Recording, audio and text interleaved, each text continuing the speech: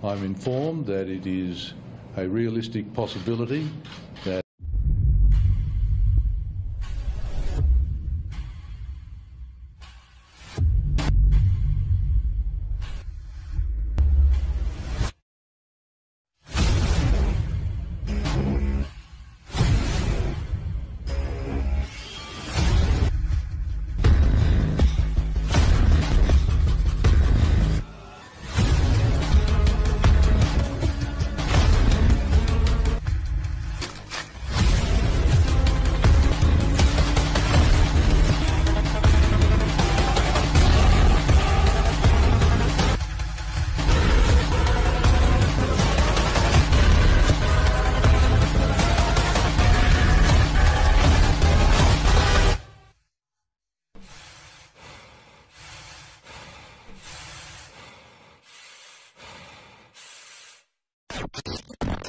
Hai guys, and still with me, Yogi Sugianto, dan kali ini gua akan ngebahas tragedi kecelakaan pesawat Malaysia Airlines MH370 yang mana ini adalah peristiwa yang paling misterius dan mengerikan dalam sejarah penerbangan.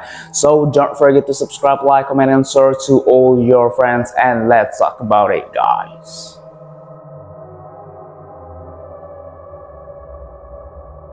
Pada 8 Maret 2014, penerbangan dimulai sekitar pukul 00.41 waktu setempat dari Bandara Internasional Kuala Lumpur, Malaysia. Penerbangan MH370 bertujuan untuk menuju Beijing, China dengan membawa 227 penumpang dan 12 awak pesawat yang terdiri dari 15 negara termasuk warga negara Malaysia, China, Indonesia, Australia, dan lainnya. Pada tengah malam, pesawat hilang radar pada pukul 01.19 waktu setempat, sekitar 38 menit setelah lepas landas. Pesawat MH370 menghubungi menara pengontrol lalu lintas udara ATC di Malaysia untuk memberikan laporan rutin. Dan pada saat itu tidak ada indikasi masalah teknis atau keadaan darurat.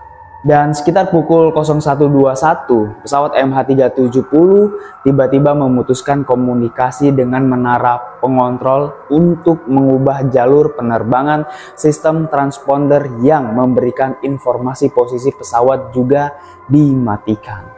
Dan seketika terjadinya perubahan arah, pesawat berbelok ke arah barat laut melewati wilayah udara Malaysia dan Vietnam. Dan pada akhirnya pesawat terakhir kali terdeteksi oleh radar sipil Malaysia pada pukul 02.22 saat berada di atas Laut China Selatan.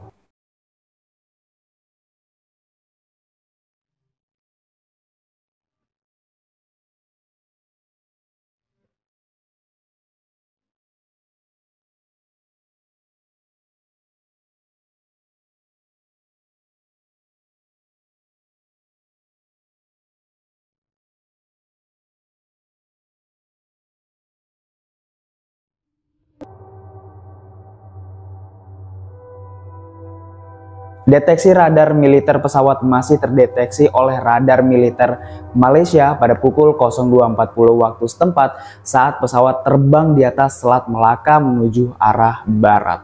Radar militer menunjukkan pesawat MH370 terbang di ketinggian yang lebih rendah dan pada kecepatan yang lebih lambat dari biasanya, namun tidak ada kontak lebih lanjut dari pesawat MH370.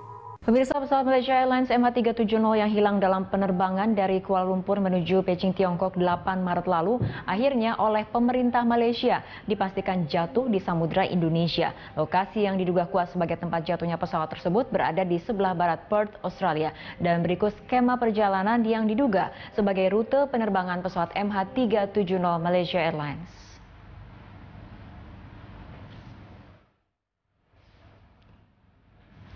Ya, percakapan terakhir dengan TAC Malaysia tercatat pukul 1:19 dini hari pada 8 Maret 2014. Sementara kontak terakhir dengan radar militer Malaysia terjadi pada pukul 2:15 dini hari. Pesawat MH370 sempat terdeteksi satelit pada pukul 8:11 pagi, tanggal 8 Maret 2014. Dan perkembangan terakhir berdasarkan data citra satelit diyakini koridor selatan Samudra Hindia sekitar 2.500 km sebelah barat Perth, Australia menjadi lokasi jatuhnya pesawat Malaysia Airlines MH370.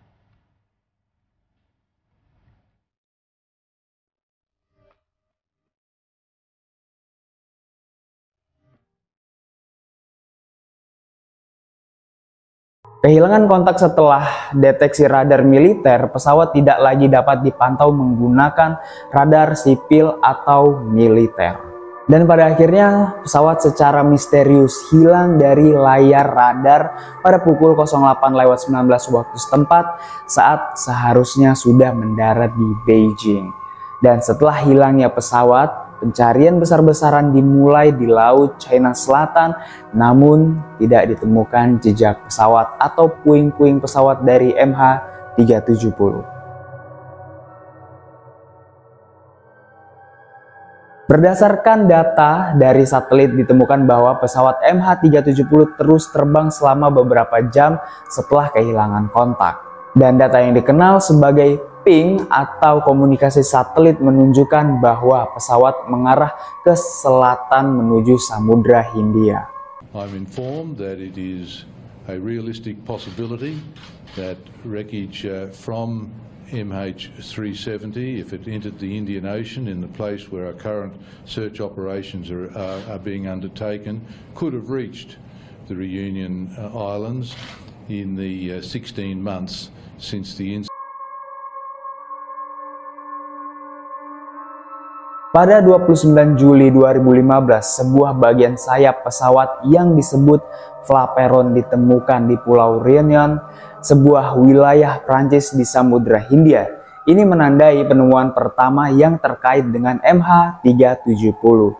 Kita beralih ke mancanegara. Selain puing yang diduga sayap pesawat, sebuah koper juga ditemukan di sekitar lokasi puing. Wakil Perdana Menteri Australia menilai jika temuan-temuan tersebut benar berasal dari pesawat MH370, maka bisa menjadi titik terang pencarian. Puing sepanjang 2 meter yang ditemukan Rabu lalu di Pulau Réunion, Afrika Timur sedang diperiksa sekelompok tim ahli. Diduga puing itu adalah bagian dari sayap pesawat Boeing 777. Jenis pesawat inilah yang digunakan Malaysia Airlines MH370. Dugaan ini akan dicek di laboratorium militer Prancis. Dan puing-puing yang lainnya ditemukan di pantai negara-negara lain di sekitar Samudra Hindia, termasuk Tanzania dan Mozambik, yang menginformasikan bahwa pesawat tersebut jatuh ke laut.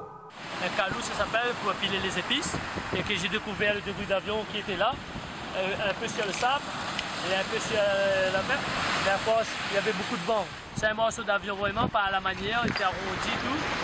Et c'est là qu'elle m'a compris tout de suite que c'est un morceau d'avion, un débris d'avion. Et m'a appelé mon bon camarade, ouais, de moi lever, mettre en haut.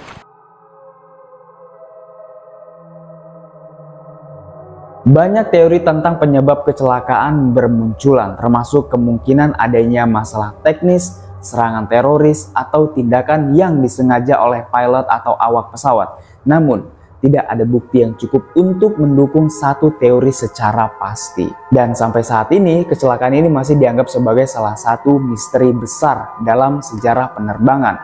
Hanya sedikit bukti yang ditemukan dan banyak pertanyaan yang belum terjawab mengenai penyebab hilangnya pesawat MH370 tersebut. Dan kesimpulan yang ada, kecelakaan Malaysia Airlines MH370 meninggalkan banyak tanda tanya yang belum terpecahkan. Meski ada sejumlah puing yang ditemukan di Samudra Hindia dan sebagian besar pesawat masih belum ditemukan. Dan penyebabnya masih dari hilangnya pesawat ini belum terungkap. Dan kejadian ini memicu perubahan dalam prosedur keselamatan penerbangan dan menambah urgensi untuk mengembangkan teknologi pelacakan pesawat yang lebih baik. So, bagaimana dengan pendapat kalian soal tragedi pesawat MH370 yang hilang entah kemana? Komen di bawah ya guys. Don't forget to subscribe, like, comment, and share to all your friends. Gue Yogi Sugianto, bye-bye.